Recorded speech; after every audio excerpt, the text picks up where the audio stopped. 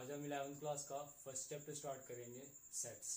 और इस चैनल पे आपको पूरी की पूरी 11th मिलेगी, 12th मिलेगी अगर भगवान ने चाहा तो अब हम स्टार्ट करेंगे चैप्टर नंबर 1 सेट्स। तो सबसे पहले आपको पता होना चाहिए कि ये सेट क्या है। ठीक है, आज के मैथमेटिक्स में जो सेट है ना, ये फंडामेंटल पार्ट बन चुका है मैथमेटिक्स का। ठीक है, सेट हर जगह यूज होता है। रिलेशन फंक्शन में जो है वो सेट यूज होता है। जब आप ट्रिग्नोमेट्री में काम करते हो तब यूज होता है, सीक्वेंस में काम करते हो तब यूज होता है, प्रोबेबिलिटी में काम करते हो तब होता है। तो सबसे पहले जो सेट था उसको पढ़ा था जॉर्ज कैंटोर ने।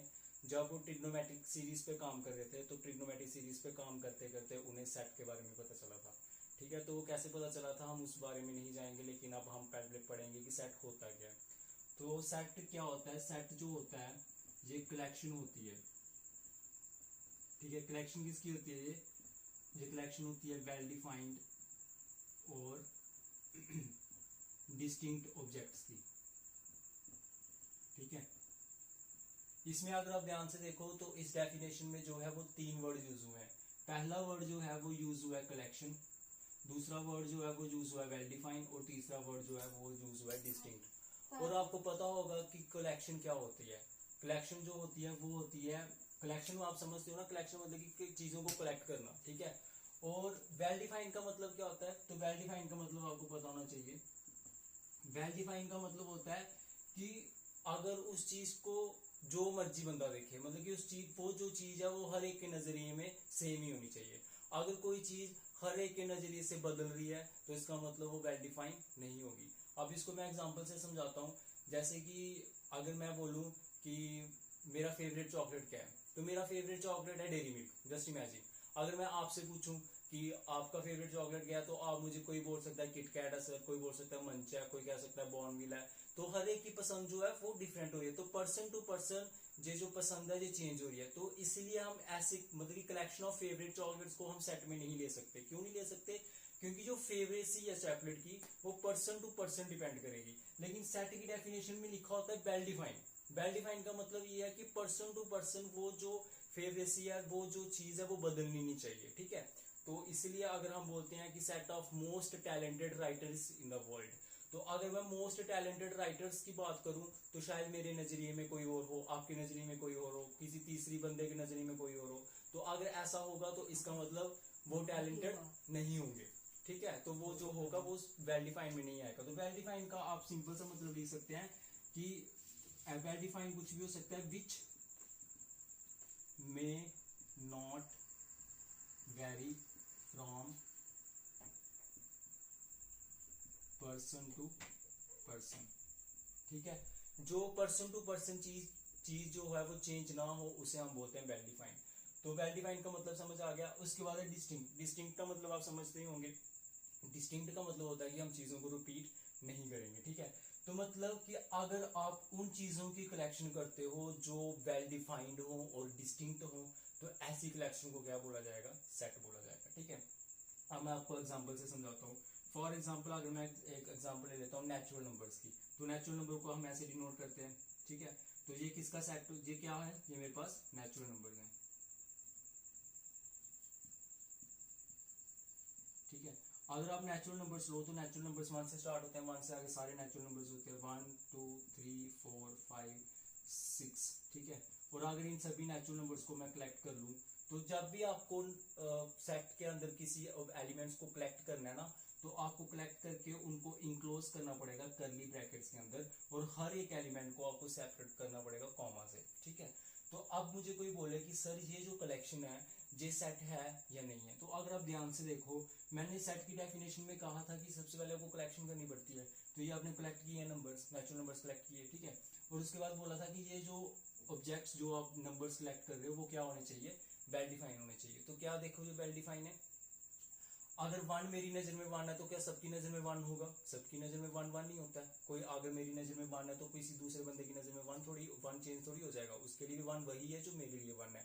वैसे ये सारे नंबर जो मेरे लिए हैं वो ही दूसरे नंबरों, दूसरे मतलब की पर्सन की नजर में होंगे। तो ये मतलब कि सारे के सारे नंबर वेल डिफाइंड भी हैं और डिस्टिंक्ट भी हैं। अगर यहाँ पे 1 लिखा तो क्या नेचुरल नंबर में फिर से कहीं 1 आएगा?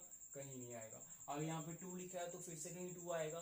कहीं नहीं आएगा। अगर 3 लिखा तो फिर से कहीं 3 आएगा? कहीं नहीं आएगा। इसका मतलब ये जो कलेक्शन है ये वेल डिफाइंड भी है और डिस्टिंक्ट भी है। और कोई भी ऐसी कलेक्शन जो वेल डिफाइंड और डिस्टिंक्ट हो तो उसको क्या बोला जाता है, उसको सेट बोला जाता है। तो इसका मतलब जो नेचुरल नंबर्स होते हैं ये एक सेट है, ठीक है।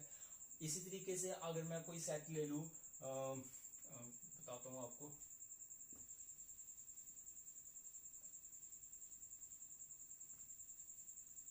ठीक है। तो अगर मैं एग्जांपल लेता हूं कि सेट आप ले लीजिए of favourite singers in the world, ठीक है। सेट नहीं कहेंगे, अगर मैं आप सिर्फ बोलूं कि favourite singers in the world, तो फेवरेट सिंगर्स की 5 favourite singers in the world, ठीक है, 5 favourite singers in the world. अगर मैं 5 फेवरेट सिंगर्स की बात करूं तो जब इन 5 फेवरेट सिंगर्स को मैं कलेक्ट करूंगा तो मेरे हिसाब से फेवरेट सिंगर जो होंगे मैं कुछ भी लिख सकता हूँ। फॉर एग्जांपल अरिजीत सिंह लिख लिया, ठीक है, सोनू निगम लिख लिया, हनी सिंह लिख लिया, बादशाह लिख लिया, और भी जो होगा आपका वो आप लिख सकते हो, ठीक है, कुमार शानू लिख लिया। तो इस तरीके से लिख लिया। ये मेरे फेवरेट 5 सिंगर्स हैं जो कि वर्ल्ड में है, ठीक है।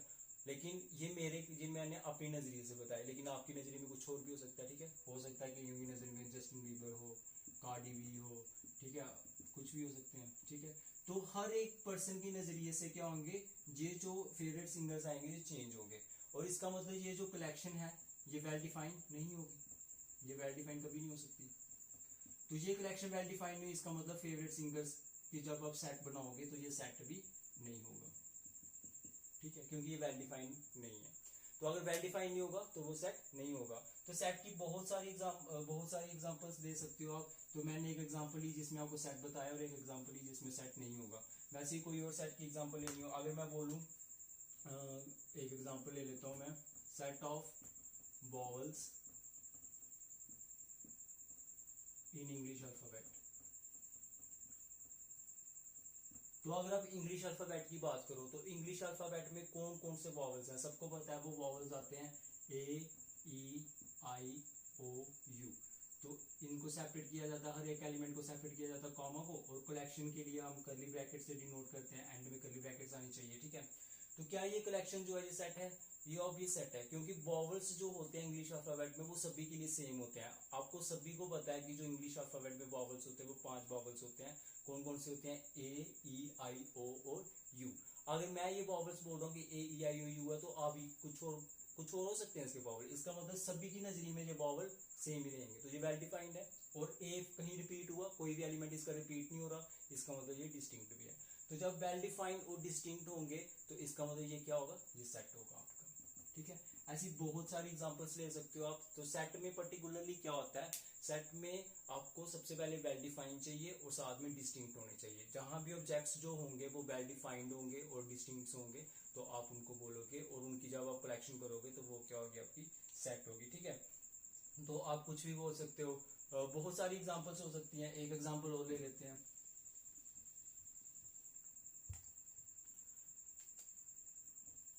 मैं ले लेता हूं नंबर्स विच डिवाइड 100 नहीं, ले लेता हूं मैं विच डिवाइड 49 परफेक्टली, ठीक है। मैं क्या बोल रहा हूँ, मुझे वो नंबर्स लेने हैं जो 49 को परफेक्टली डिवाइड कर देते हैं। तो 1 सभी को डिवाइड करता है तो 1 तो आएगा, ठीक है। 2 लिख सकते हैं, नहीं लिख सकते, और क्या आएगा, 7 आएगा, ठीक है। और क्या आएगा, 49 खुद आएगा। क्या इसके अलावा कोई और नंबर हो सकते हैं, नहीं हो सकते। तो सभी के लिए यही नंबर आएंगे ना। 49 को कौन कौन डिवाइड कर सकता है, 49 को 1 कर सकता है, 7 कर सकता है, 49 कर सकते हैं। जी मैं बोल रहा हूँ, अगर आपसे पूछा जाए तो 49 को कौन कौन डिवाइड करता है, आप भी यही आंसर दोगे। किसी और से पूछोगे जिसको बेसिक नॉलेज होगा मैथमेटिक्स का, तो वो भी यही आंसर देगा, ठीक है। तो इसका मतलब सभी के लिए आंसर यही आएगा। तो ये वेल डिफाइन हो गया। और कोई भी ऑब्जेक्ट रिपीट हो रहा है, नहीं हो रहा, तो इसका मतलब ये डिस्टिंक्टिव भी है। तो वेल डिफाइन और डिस्टिंक्ट दोनों है, इसका मतलब ये क्या होगा, ये आपका सेट होगा, ठीक है। ये क्या होगा, सेट। ऐसे आपकी बहुत से मतलब कि एग्जांपल्स हैं सेट की, तो आप बहुत सारी एग्जांपल्स दे सकते हो सेट में, ठीक है। तो अब आपको बेसिक पता होना चाहिए कि नेचुरल नंबर के लिए हम कौन सी नोटेशन यूज करते हैं, रियल नंबर के लिए कौन सी यूज करते हैं, ठीक है। ये आपको पता होना चाहिए। नेचुरल नंबर जो होते हैं, अपना लिख देता हूं, नोटेशंस फॉर वेरियस नंबर्स। ठीक है, तो वो क्या होगी, देखिए नेचुरल नंबर्स जो होते हैं आपको पता ही है, हालांकि आपने शायद पढ़ा हो, नेचुरल नंबर्स जो होते हैं वो 1 से लेके आगे जितने भी नंबर्स होते हैं वो सारे के क्या होते हैं, नेचुरल नंबर्स। और उसको डिनोट की किस कैसे किया जाता है, बोल्ड एन से, जब एन के आगे आप थोड़ा सा स्क्रिप्ट वन लगा सकते हो, मतलब कि कुछ भी ऐसी लेटर यूज करनी है जो कि एन से थोड़ा अलग दिखे। ठीक है, वैसे ही रेशनल नंबर्स के लिए क्या यूज करते हैं, क्यू यूज करते हैं। रेशनल नंबर्स होते हैं जो पी अपॉन क्यू फॉर्म के होते हैं, जिसमें क्यू जो है वो 0 के बराबर नहीं होना चाहिए, क्योंकि अगर डिनोमिनेटर में 0 आ गया तो वो नॉट डिफाइंड हो जाता है। और यहाँ पे जो p और q होगा ये किस में बिलोंग करते हैं, इंटीजर्स में। ये इंटीजर्स का साइन है z। अब इंटीजर्स की बात कर लेते हैं। ठीक है, ये क्या होते हैं, ये आपके रैशनल नंबर्स होते हैं। ठीक है, और अगर इंटीजर्स की बात करूं तो इंटीजर्स को डिनोट किया जाता है z से। तो इंटीजर्स क्या होते हैं, यहाँ पे लिखा था ना मैंने p q z से आएंगे। तो इंटीजर्स होते क्या, इंटीजर्स वो होते हैं जिसमें सारे के सारे नेगेटिव नंबर्स आए। हालांकि नेगेटिव नंबर्स वो वाले आएंगे जो p अपॉन q फॉर्म के नहीं होंगे, जो पॉइंट की फॉर्म में नहीं आएंगे। 0 आए और पॉजिटिव नंबर्स आए, जैसे कि माइनस के 3 आ गया, -2 आ गया, -1 आ गया, 0 आ गया, 1 2 3 सो ऑन। ऐसे माइनस के भी बहुत सारे आ सकते हैं। ठीक है, माइनस के भी बहुत सारे आ सकते हैं। तो ऐसे नंबर जो होंगे वो इंटीजर्स में आ सकते हैं। ठीक है, रैशनल हो गए, होल नंबर भी होते हैं। होल नंबर और नेचुरल नंबर सेम ही होते हैं, बस नेचुरल नंबर में 1 2 3 स्टार्ट होता है, होल नंबर में भी 1 2 3 ही स्टार्ट होता है, लेकिन उसमें सिर्फ एक एक्स्ट्रा एलिमेंट आता है, वो होता है 0। इसका मतलब सारे के सारे नेचुरल नंबर जो होते हैं वो होल नंबर में आते ही हैं। होल नंबर नेचुरल नंबर से सिर्फ एक एलिमेंट ही ज्यादा होता है, वो एलिमेंट कौन सा है, 0। ठीक है, तो हम सेट की बात कर रहे थे, जो कुछ नंबर सिस्टम्स थे जिसका आपको बारे में पता होना चाहिए कि अगर आपको क्वेश्चन में कहीं भी ऐसा एन दिखेगा तो आप समझ आना कि वो सेट ऑफ नेचुरल नंबर्स की बात कर रहा है। अगर आपको ऐसा क्यू दिखेगा तो आप समझ आना कि वो सेट ऑफ रैशनल नंबर्स की बात कर रहा है। अगर आपको ऐसा जेड दिखेगा तो आप समझ आना कि वो किसकी बात कर रहा है, सेट ऑफ इंटीजर्स की।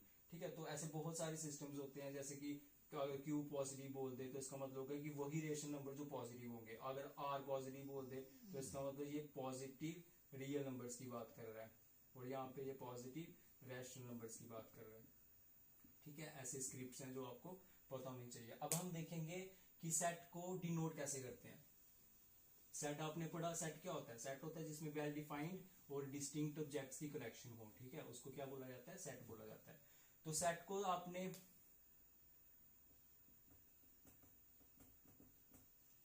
नोटेशंस फॉर सेट, देखिए सेट जो होता है ना ये यूजली डिनोट होता है by capital letter. Usually denote कैसे किया जाता है, बाय कैपिटल लेटर। सेट को डिनोट किया जाता है कैपिटल लेटर से। कैपिटल लेटर आप ए बी सी कुछ भी जेड तक ले सकते हो। ठीक है, एग्जांपल के तौर पे अगर मैं बोलूं कि आप लिख दीजिए मुझे सेट ऑफ होल नंबर्स, किसका लिखिए, सेट ऑफ होल नंबर्स। तो होल नंबर्स में जो भी एलिमेंट होंगे वो कैसे होंगे, 0 1 2 3 बहुत सारे होंगे। हर एलिमेंट को कैसे सेपरेट किया जाता है, कॉमा से। तो कॉमा तो आएगा आएगा, और साथ में सारी कलेक्शन किस में इंक्लोज की जाती है, कर्ली ब्रैकेट्स में। तो ये सेट है, ऑब्वियस है, बिकॉज 0 सबके वेल डिफाइंड है एक तो, और एक क्या है, और सारे डिस्टिंक्ट हैं, तो ये सेट तो है ही है। और सेट को डिनोट किया जाता है कैपिटल लेटर से। तो कैपिटल लेटर कोई भी ले सकता हूँ, तो इसलिए इसको ए से डिनोट कर सकता हूँ मैं। ठीक है, तो ये सेट था होल नंबर्स का, और सेट को किससे डिनोट किया जाता है, कैपिटल लेटर से। जो अंदर एलिमेंट्स होते हैं इनके लिए भी कोई नोटेशन होनी चाहिए। तो इनके लिए जो नोटेशन होती है, देखिए जो अंदर जो होते हैं ना, जो सेट के अंदर एलिमेंट्स होते हैं, अंदर जो नंबर्स हैं, एलिमेंट्स हैं, इन सभी को बोलते हैं एलिमेंट्स। क्या बोलते हैं इनको, एलिमेंट्स। तो एलिमेंट्स यहाँ पे क्या, 0 है, 1 है, 2 है, 3 है, ये सारे क्या एलिमेंट्स हैं। हालांकि एलिमेंट्स भी बोलते हैं कि ऑब्जेक्ट्स भी बोल सकते हैं हम। ठीक है, इनके बहुत सारे नाम होते हैं। ठीक है, कई मेंबर्स भी बोलते हैं। तो आप एलिमेंट्स बोलो, ऑब्जेक्ट्स बोलो, मेंबर्स बोलो, मतलब क्या है, सेम ही है। जो सेट के अंदर हम लिखते हैं नंबर जो वेल डिफाइंड और डिस्टिंक्ट होते हैं, उसको हम एलिमेंट्स भी बोल सकते हैं, ऑब्जेक्ट्स भी बोल सकते हैं, और मेंबर्स भी बोल सकते हैं। ये सारे सिनोनिमस हैं। ठीक है, अब हम देखेंगे कि सेट की टाइप क्या होती है।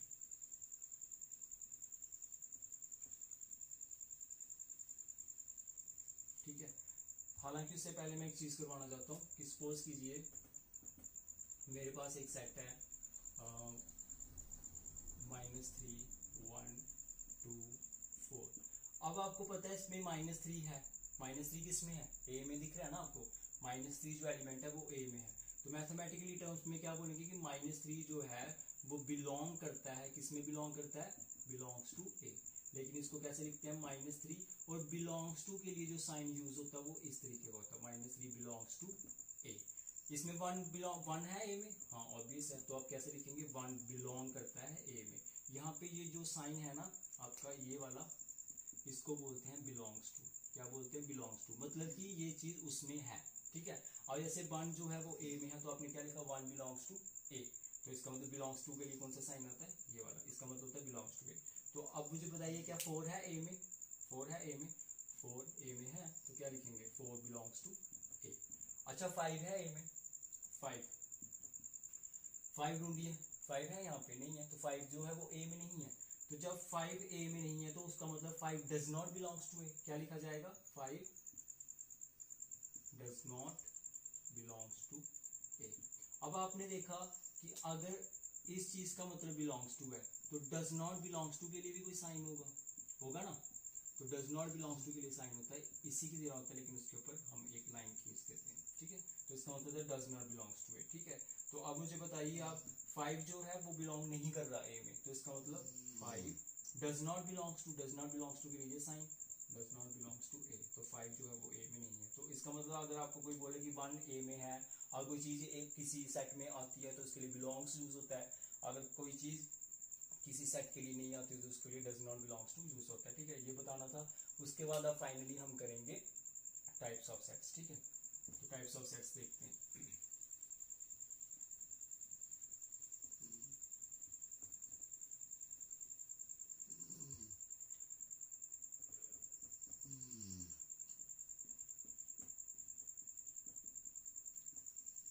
देखिए जनरली जो है वो 2 टाइप्स ऑफ सेट्स होते हैं। कितने टाइप्स के सेट्स होते हैं?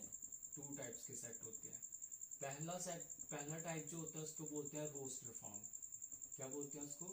रोस्टर फॉर्म, या फिर इसका दूसरा नाम होता है टैबुलर फॉर्म, ठीक है। जो दूसरी टाइप होती है उसको हम बोलते हैं सेट बिल्डर फॉर्म,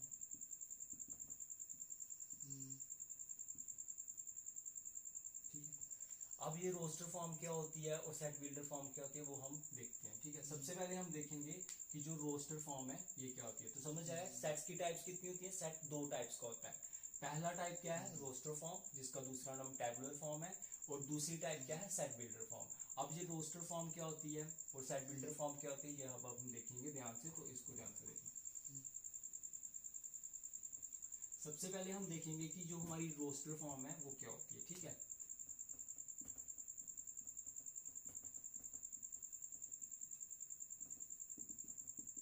देखिए रोस्टर फॉर्म होती है जिसमें एलिमेंट्स को लिस्टेड आउट किया जाता है। रोस्टर फॉर्म क्या होती है? In which the elements are listed, elements को लिस्टेड किया जाता है, मतलब कि हर एलिमेंट को चुन चुन के लिखा जाता है, उनकी पूरी ऐसे डेफिनेट पैटर्न में लिखा जाता है, उसको बोलते हैं रोस्टर फॉर्म। एग्जांपल के तौर पे अगर मैं एग्जांपल ले लूं, अगर मुझे कोई बोल दे कि सेट ऑफ ले लो, आप किसका सेट ले लो? आप ले लो set of letters in the alphabet school।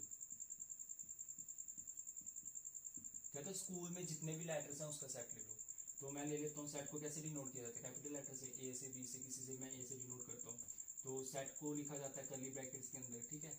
और इसके अंदर कौन सा लेटर आ रहा है? पहले एस आ रहा है, ठीक है, सी आ रहा है, ठीक है, और एच आ रहा है, और ओ भी आ रहा है, और ओ भी आ रहा है, और एल भी आ रहा है, ठीक है। तो ये हमारे पास सेट होगा या नहीं होगा? पहले आप मुझे ये बताओ, ये सेट होगा या नहीं होगा, ठीक है। सेट की डेफिनेशन क्या कहती थी? वेल डिफाइंड होना चाहिए और डिस्टिंक्ट होना चाहिए। S C H O O L सभी वेल डिफाइन है। अगर मेरे लिए एस का मतलब ऐसा तो सभी के लिए एस का मतलब ऐसे ही होगा, ठीक है। तो सारे वेल डिफाइन है, वैसे सी का, एच का, ओ का, एल का है। और दूसरी चीज कहती है वो डिस्टिंक्ट होना चाहिए। तो क्या ये डिस्टिंक्ट है? एस एक ही है, सी भी एक ही है, एच भी एक ही है, ओ कितनी बार हो गया? 2 बार हो गया, डिस्टिंक्ट नहीं है, तो इस वजह से ये सेट नहीं होगा। तो फिर सेट कैसे बनेगा? अगर कोई चीज सेट में रिपीट हो रही है तो आप उसको रिपीट मत कीजिए, आप उसको, अगर 2 बार आ रही है कोई चीज तो उसको 1 बार कर दीजिए, अगर 3 बार आ रही है उसको फिर से 1 बार कर दीजिए, क्योंकि मुझे एक ही बार लिखनी है चीज, मुझे बार बार नहीं लिखनी, ठीक है। तो ये सेट नहीं होगा। तो फिर सेट क्या होगा? देखिए सेट होगा एस होगा, सी होगा, एच होगा, ओ 2 बार है तो 1 ही बार लिखना है, और एल, ये होगा सेट, ठीक है। उसने बोला था letters in the alphabet school, तो यही लेटर यूज हुए हैं स्कूल में, ठीक है। तो हर चीज एक बार होनी चाहिए और सभी वेल डिफाइंड होनी चाहिए। Well defined distinct is a set, ठीक है। तो देखिए इसमें हर एक एलिमेंट लिस्ट किया गया है, हर एक एलिमेंट को क्या किया गया, लिस्ट किया गया, हर एक एलिमेंट सेपरेट लिखा गया है, हर एक एलिमेंट है ना इसमें, तो हर एक एलिमेंट जब लिस्टेड किया गया हो, उन्हें सेपरेट सेपरेट लिखा गया हो, तो ऐसी फॉर्म को हम बोलते हैं रोस्टर फॉर्म। क्या बोलते हैं ऐसी फॉर्म को, रोस्टर फॉर्म, या फिर क्या बोलते हैं, टेबुलर फॉर्म, ठीक है। इसी को बोलते हैं हम रोस्टर फॉर्म या फिर टेबुलर फॉर्म बोलते हैं, ठीक है। तो अब मुझे बताओ, जैसे कि दूसरी एग्जांपल लेते हैं रोस्टर फॉर्म की ही। अगर मुझे दूसरी एग्जांपल में पूछ लें कि set of numbers which divide 42, which divides 42, तो मुझे बताइए कौन से नंबर्स होंगे जो 42 को डिवाइड करते हैं। 1 करता है, 2 करता है, 3 करता है, और 4 नहीं करता, 5 नहीं करता, 6 करता है, 7 करता है, 8 नहीं करता, ठीक है। बहुत सारे होंगे, 14 होगा, 21 होगा, 42 होगा, ठीक। ये सारे के सारे नंबर जो है ये 42 को डिवाइड करते हैं। और देखिए सभी लिस्टेड हैं, सभी नंबर सेपरेट लिखे गए हैं परफेक्ट वे में। तो ये जो फॉर्म होगी सेट की, ये कौन सी फॉर्म है, रोस्टर फॉर्म। ऐसे बहुत सारी एग्जांपल्स हो सकती हैं। अब बहुत सारी एग्जांपल्स, अब जब हम एक्सरसाइज करेंगे उसमें बहुत सारी एग्जांपल्स आएंगी, तब हम अच्छे से उसको पढ़ेंगे। तो ये थी पहली टाइप सेट की, जो की थी रोस्टर फॉर्म, ठीक है। रोस्टर फॉर्म क्या होती है, जिसमें एलिमेंट्स को लिस्ट किया जाए, सारे एलिमेंट्स को परफेक्ट लिखा जाए और सभी एलिमेंट्स को कॉमा से सेपरेट किया जाए। वो जो सेट ऐसे लिखा जाता है उस सेट को बोलते हैं, वो कौन सी फॉर्म है, रोस्टर फॉर्म है। अब हम देखेंगे दूसरी फॉर्म जो कौन सी होती है, सेट बिल्डर फॉर्म, ठीक है।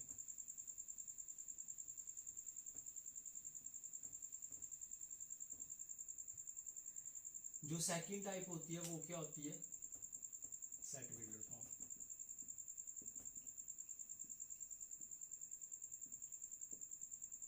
अगर हम पहली टाइप की बात करें तो पहली टाइप में क्या किया गया था कि एलिमेंट्स को लिस्ट करके लिखा जाता था। लेकिन सेकंड टाइप की बात करें तो इसमें एलिमेंट्स को लिस्ट करके नहीं लिखा जाता। तो अगर एलिमेंट्स को लिस्ट करके नहीं लिखा जाता तो फिर कैसे लिखा जाता है वो हम देखेंगे। देखिए अगर पहले मैं आपको एग्जांपल से समझाता हूं। अगर मैं लेता हूं 2, 4, 6, 8, 10, ठीक है। तो ये जो है ये सामने क्या कौन किसका सेट है, ये इवन नंबर्स का। ये किसका सेट है, इवन नंबर्स का, पॉजिटिव इवन नंबर्स का, ठीक है। पॉजिटिव इवन नंबर्स का सेट है। जब भी आपको सेट बिल्डर फॉर्म लिखनी है ना किसी सेट की, तो सबसे पहले आपने उन एलिमेंट्स के बीच की कॉमन प्रॉपर्टी को ढूंढना है। क्या ढूंढना है, कॉमन प्रॉपर्टी को ढूंढना है। तो अगर आप 2, 4, 6, 8, 10 सबको देखें तो इसमें कॉमन प्रॉपर्टी कौन सी है, ये कैसे नंबर्स हैं, ये इवन नंबर्स हैं। तो आपको प्रॉपर्टी मिल गई है, ये कैसे नंबर है, ये सभी इवन है, तो ये सबकी कॉमन प्रॉपर्टी है, ठीक है। तो ये इसमें आपने सभी एलिमेंट्स के बीच में कॉमन प्रॉपर्टी ढूंढनी है। तो देखो सभी एलिमेंट जो है ये कैसे एलिमेंट है, ये इवन नंबर्स हैं। कौन से एलिमेंट है, ये इवन नंबर्स। तो प्रॉपर्टी मिल गई, 2 is also even number, 4 is also even number, 6 is also even number, 8 is also even number. तो आपको एक प्रॉपर्टी मिल चुकी है कि ये जो है ये इवन नंबर है। तो सेट बिल्डर फॉर्म में हमारा इतना ही काम होता है कि हमने जो एलिमेंट्स दिए होते हैं उसमें उन सभी एलिमेंट्स की हमने कॉमन प्रॉपर्टी ढूंढनी है। इस सेट में मुझे एलिमेंट्स क्या दिए गए थे, 2, 4, 6, 8, 10 सबको देखा मैंने, और सब में मुझे कॉमन प्रॉपर्टी क्या निकल के आई कि ये सारे के सारे पॉजिटिव इवन नंबर्स हैं, ठीक है। हालांकि कुछ बच्चे ये भी बोल सकते हैं कि सर ये 2 के मल्टीपल्स हैं, बोल सकते हो, लेकिन 2 के मल्टीपल ही तो इवन नंबर होते हैं ना। तो प्रॉपर्टी यूनिक नहीं हो सकती। जब आप एलिमेंट्स को देखते हो ना तो ऐसा नहीं है कि प्रॉपर्टी एक ही होगी उनके बीच मल्टीपल प्रॉपर्टीज हो सकती है। लेकिन आपने उन मल्टीपल प्रॉपर्टीज में से किसी एक भी प्रॉपर्टी को लेके आना है, और जो प्रॉपर्टी होगी उसी प्रॉपर्टी को जब आप सेट में लिख दोगे तो वही आपकी सेट बिल्डर फॉर्म होती है। अब लिखने का तरीका क्या होता है, देखो कैसे लिखते हैं सेट बिल्डर फॉर्म में। सेट बिल्डर फॉर्म में कैसे लिखा जाता है कि सबसे पहले हमने लिखना होता है कि जो एलिमेंट्स हैं उसको मान लेना है कि सारे के सारे क्या है, एक्स हैं। ये क्या है, एक्स। हम बोलेंगे कि ए में सारे वो वाले एक्स आ रहे हैं। कौन से एक्स आ रहे हैं, जो एक्स पॉजिटिव इवन नंबर है। सारे इवन नंबर है ना पॉजिटिव इवन नंबर, तो आप वही लिखोगे। एक्स है सच दैट, ये जो डबल डॉट होता है ये सच दैट होता है कि ये बताता है कि एक्स कैसा होगा। x सच दैट x कैसा है, x is a positive even numbers लिख सकते हो, पॉजिटिव लिख दिया तो ठीक है। क्या लिख सकते हो, x कैसा है कि x जो है वो मेरे पास पॉजिटिव इवन नंबर्स हैं, ठीक है। तो ये जो होती है ना, जब आप किसी एलिमेंट्स को लेते हो और एलिमेंट्स की कॉमन प्रॉपर्टी को ब्रैकेट के अंदर लिख देते हो, तो उसको बोलते हैं सेट बिल्डर फॉर्म। क्या बोलते हैं उसको, सेट बिल्डर फॉर्म, ठीक है। एक और एग्जांपल लेते हैं, फिर आपको और अच्छे से क्लियर होगा। अगर मैं लेता हूं कि एक सेट ले लेता हूं मैं जिसके अंदर 4, 5, 6, 7, 8 और 9 है। सेट बिल्डर फॉर्म में मैंने आपको क्या कहा कि सेट बिल्डर फॉर्म में आपको एलिमेंट्स देखने हैं, और एलिमेंट्स जब आप देखोगे और उनमें देखना है कि इन एलिमेंट्स में कॉमन प्रॉपर्टी क्या है। देखिए 4, 5, 6, 7, 8 और 9 ये एलिमेंट्स हैं, इसमें कॉमन प्रॉपर्टी ढूंढिए कोई प्रॉपर्टी। तो आप क्या प्रॉपर्टी ढूंढोगे, आप ये बोलोगे कि सर इसमें कोई प्रॉपर्टी दिखी नहीं रही, ये तो 4, 5, 6, 7, 8, 9 है, इसमें क्या प्रॉपर्टी ढूंढे। लेकिन अगर मैं बोलूँ ये सारे के सारे नेचुरल नंबर हैं, ठीक है, सारे के सारे नेचुरल नंबर। कैसे नेचुरल नंबर है ये, सर ये ऐसे नेचुरल नंबर है कि ये 3 से बड़े हैं और 10 से छोटे हैं। 3 से बड़े और क्या है 10 से छोटे, तो मिल गई ना प्रॉपर्टी। ये ऐसे नेचुरल नंबर हैं जो 3 से क्या है बड़े हैं और 10 से छोटे हैं, तो यही इनकी प्रॉपर्टी है। तो आप कैसे लिख दोगे इनको, आप लिखोगे सर कि बी में ऐसे x आ रहे हैं सच दैट जो x है वो 3 से बड़ा है लेकिन 10 से छोटा है, 3 से बड़ा है 10 से छोटा है। अब आप बोलोगे सर x तो फिर 10 से छोटा तो 9.9 भी हो सकता है।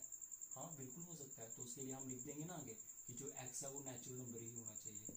x क्या होना चाहिए, नेचुरल नंबर ही होना चाहिए, क्योंकि अगर नेचुरल नंबर होगा तो 3 के आगे नेचुरल नंबर कौन सा होता है 4, उसके आगे 5, उसके आगे 6, उसके आगे 7, उसके आगे 8, उसके आगे 9, 10 से छोटा 9 और 9 तक की जाएंगे, तो सारे एलिमेंट इससे कवर हो रहे हैं ना। तो कॉमन प्रॉपर्टी क्या है, कॉमन प्रॉपर्टी ये वाली है कि जो हमारे अंदर सभी एलिमेंट्स को हमने x मानना, तो x कैसा है 3 से बड़ा है और 10 से छोटा है।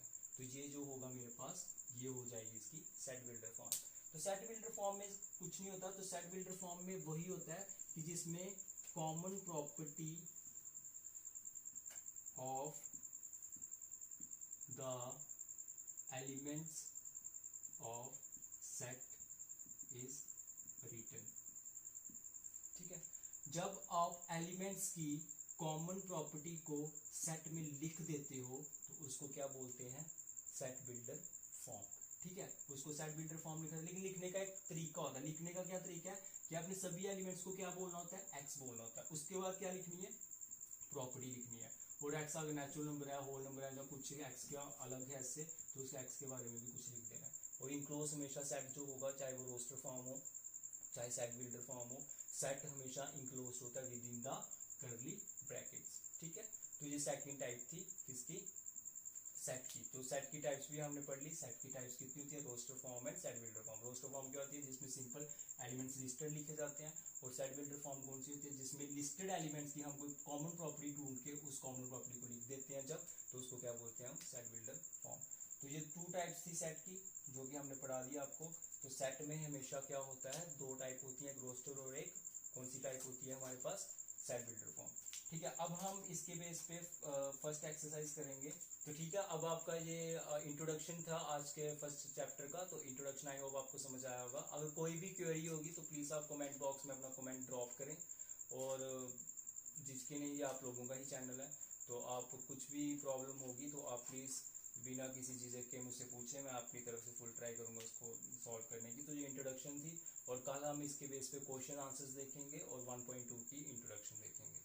आई होप आपको वीडियो पसंद आया होगा, अगर आया तो आप इसे अपने फ्रेंड्स के साथ भी शेयर करें ताकि वो भी घर बैठे इस चैप्टर को समझ सकें।